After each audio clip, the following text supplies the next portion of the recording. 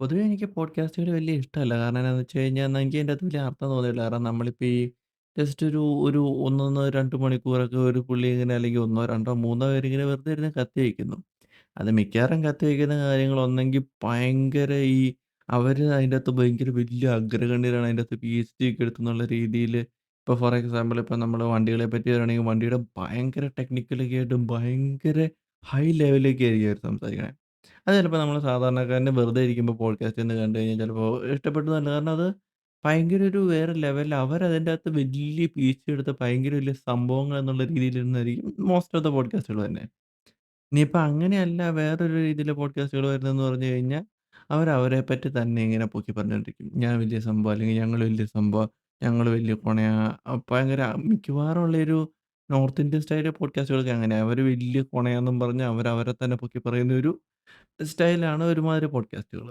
ഇങ്ങനെയുള്ള കാരണങ്ങൾ കൊണ്ട് തന്നെ എനിക്ക് പോഡ്കാസ്റ്റുകൾ ഇഷ്ടമല്ല. പിന്നെ എനിക്ക് ഈ 1, 2 മണിക്കൂർ ഇത് കണ്ടിന്യൂസ് ആയിട്ട് കാണാനുള്ള ക്ഷമയും ഇല്ല എന്നുള്ളത് വേറെ സത്യം. അതുകൊണ്ടൊക്കെയാണ് എനിക്ക് പോഡ്കാസ്റ്റുകൾ അങ്ങനെ ഇഷ്ടമല്ലാത്തത്.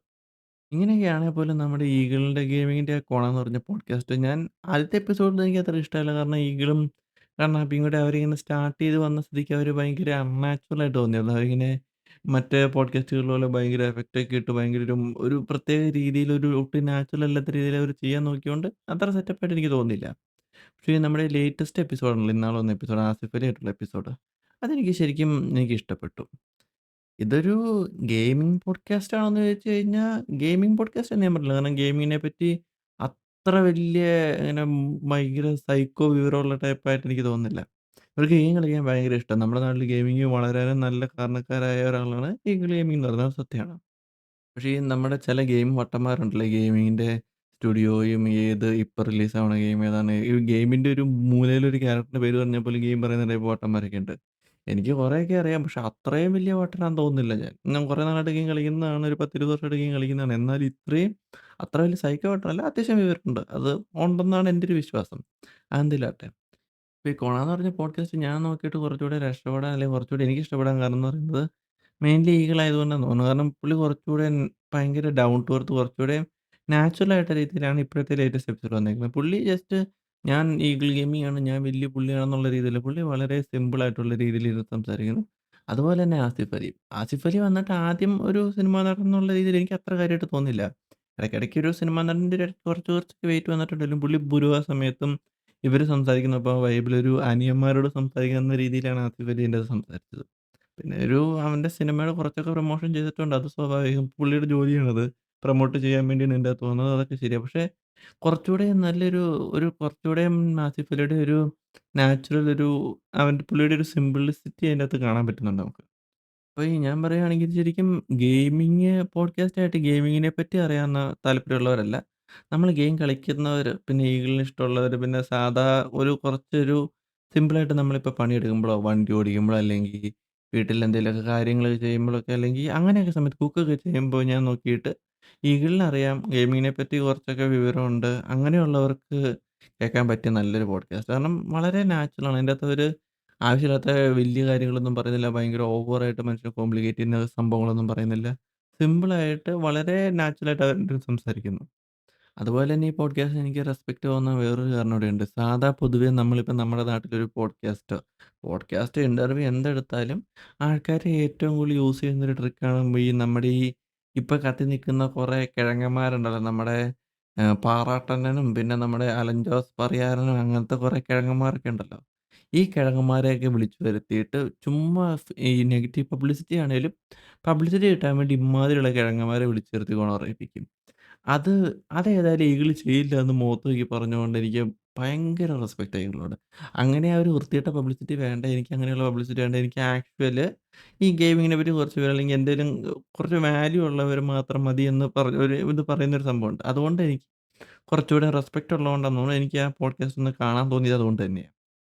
ഇമ്മാതിരി ഞാനിപ്പോ പറഞ്ഞ പോലെ ഈ തീട്ട പരിപാടി വരയ്ക്കുന്ന പോഡ്കാസ്റ്റുകൾ അല്ലെങ്കിൽ തീട്ട പോഡ്കാസ്റ്റുകളെ പറ്റി ഞാൻ ആദ്യം ഒന്ന് പറഞ്ഞിരുന്നു. അപ്പൊ അതിന് ഏറ്റവും നല്ല എക്സാമ്പിൾ ആയിട്ട് ഈ റീസെന്റ്ലി കണ്ട ഒരു പോഡ്കാസ്റ്റാണ്.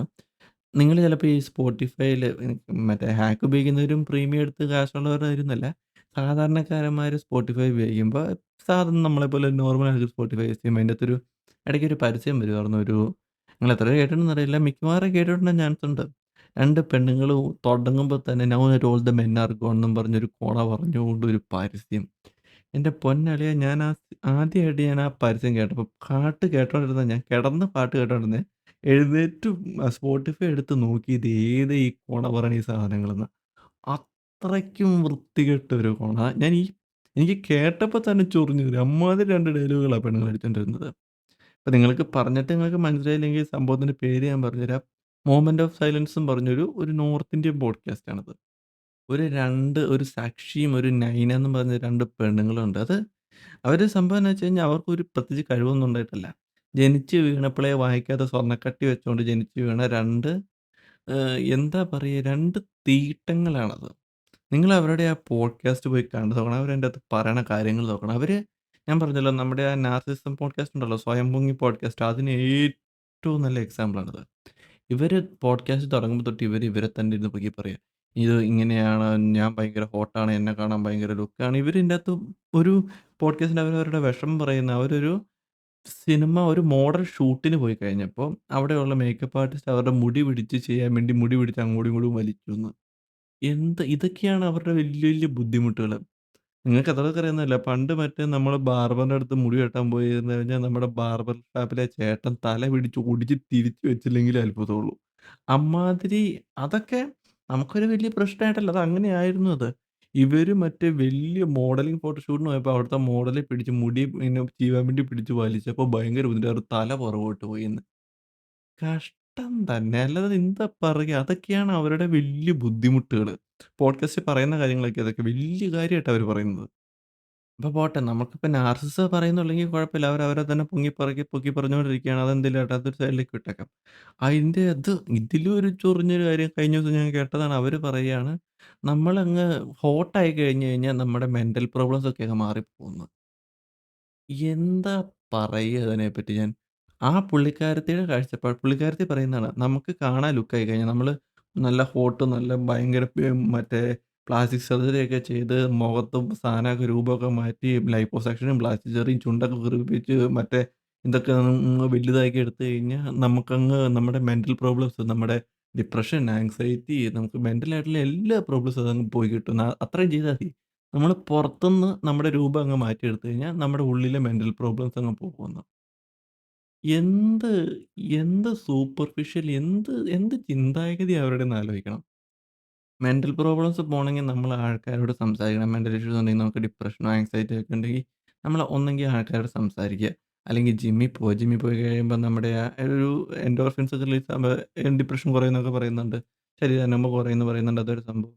അല്ലെങ്കിൽ നമുക്ക് ഇഷ്ടമുള്ള കാര്യങ്ങൾ ചെയ്യുക. നമുക്ക് ഇഷ്ടമുള്ളവരോട് സംസാരിക്കുക. അങ്ങനെയൊക്കെ മെന്റൽ പ്രോബ്ലംസിൽ നിന്ന് രക്ഷപ്പെടാൻ പറ്റുള്ളൂ. അല്ലാതെ പോയിട്ട് പ്ലാസ്റ്റിക് സർജറി ഒരു 10, 2 ലക്ഷം രൂപ കൊടുത്ത് മുഖത്തിലെ രൂപം മൊത്തം അങ്ങ് മാറ്റി മറ്റേ ബാർബി ഡോൾ പോലെ ആക്കി വെച്ച് കഴിഞ്ഞാൽ പോവുന്ന് പറഞ്ഞു കഴിഞ്ഞാൽ അത് എന്ത് വിവരക്കേടാ പറയണേ. ഇതിൽ കൂടുതൽ എന്ത് നല്ല എക്സാമ്പിളാ പറയണ്ടേ. ഇവരുടെ തലയ്ക്കകത്ത് കളിമണ്ണല്ല അതിലും എന്തോ കൂടി വൃത്തികെട്ട സാധനം ഇരിക്കണേ.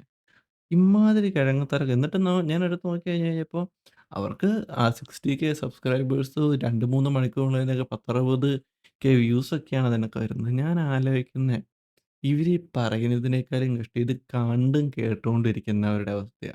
എനിക്ക് അവരെ സപ്പോർട്ട് ചെയ്തത് കേൾക്കുന്നവരോട് എനിക്ക് സഹതാപാ തോന്നിയത്. കാരണം ഇമ്മാതിരി മണ്ടത്തരം ഇതൊക്കെ പറഞ്ഞിട്ട് അതൊക്കെ കേട്ട് വായും പൊളിച്ച് നോക്കിയിരിക്കണ ഇവരോട് നമുക്ക് അത് ബുദ്ധിയില്ലാതെ ജനിച്ചവരായിരിക്കണം അങ്ങനെ അത് സപ്പോർട്ട് ചെയ്യുന്നവര്. എന്റെ പേഴ്സണലി എനിക്ക് തോന്നുന്നത് അങ്ങനെയാ. തൽക്കാലം ഏതായാലും കേരളത്തില് നമ്മുടെ നാട്ടിൽ അങ്ങനത്തെ പോഡ്കാസ്റ്റുകളൊന്നും ഞാൻ കണ്ടിട്ടില്ല. പിന്നെ ഞാൻ പോഡ്കാസ്റ്റുകൾ പൊതുവെ ഒത്തിരി കാണാത്തതുകൊണ്ട് എനിക്ക് അതിനെപ്പറ്റി പറയാൻ പറ്റില്ല. പക്ഷേ ഞാൻ പറഞ്ഞു വരുന്നത് നിങ്ങൾക്ക് പോഡ്കാസ്റ്റ് കാണാൻ താല്പര്യമുണ്ടെങ്കിൽ കൊണ ട്രൈ ചെയ്ത് നോക്കിക്കോളൂ. കാരണം വർത്ത് ഇറ്റ് ആണ് ആ പോഡ്കാസ്റ്റ്. പ്രത്യേകിച്ച് ആസിഫ് അലിയുടെ ആ എപ്പിസോഡ് വളരെ നല്ല രീതിയിലാണ് ചെയ്തേക്കുന്നത്. ഇടയ്ക്കിടയ്ക്ക് കുറച്ചൊക്കെ ആ ഫുള്ളങ്ങ് പെർഫെക്റ്റായെന്ന് ഞാൻ പറയില്ല. പക്ഷേ ഞാൻ കണ്ടതിൽ വെച്ച് ഇംഗ്ലീഷ് പോഡ്കാസ്റ്റുകളും, മലയാളം പോഡ്കാസ്റ്റുകളും, ഹിന്ദി പോഡ്കാസ്റ്റുകളും ഒക്കെ വെച്ച് കണ്ടതിൽ വെച്ച് എനിക്ക് അത്യാവശ്യം ഒരു ഓക്കെ പോഡ്കാസ്റ്റാന്ന് തോന്നിയ ഒരു പോഡ്കാസ്റ്റാണ് കോണ. ഇത് നിങ്ങൾ ഗെയിമിംഗ് പോഡ്കാസ്റ്റ് ഞാൻ പറഞ്ഞ പോലെ ഗെയിമിങ്ങിനെ പറ്റി അല്ലെങ്കിൽ ഗെയിമിങ്ങിന്റെ പോഡ്കാസ്റ്റ് എന്നും പറഞ്ഞ് പോയി കാണരുത്. അങ്ങനത്തെ പോഡ്കാസ്റ്റ് അല്ല.